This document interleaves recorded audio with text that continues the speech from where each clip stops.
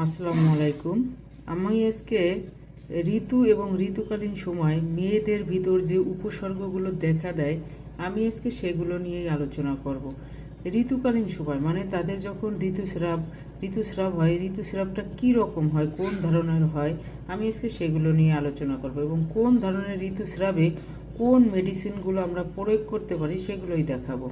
দেখেন, দুর্গন্ধযুক্ত ঋতুস্রাব যদি হয় তখন এখানে কি কি ওষুধের কথা আছে? ব্রাউনিয়া, কার্বোভেজ, কস্টিকাম, ক্যামোমিলা, ইগনেশিয়া।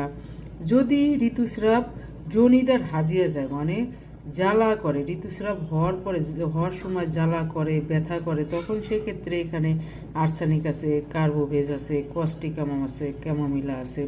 আর ঋতুস্রাবের পূর্বে যদি জরাইতে কি হয়, বেদনা হয়, সেক্ষেত্রে কি ওষুধ আছে? ক্যালকেরিয়া, ক্যালিফস, এই যে কস্টিকাম আছে, ক্যামোমিলা আছে। আর যদি আপনি ঋতুকালে জরায়িত বেদনা, তারপরে ঋতুস্রাবের সহিত বেদনা কমিয়া, ঋতুস্রাব হওয়ার পরে কি হয়, ব্যথাটা কমে যায়।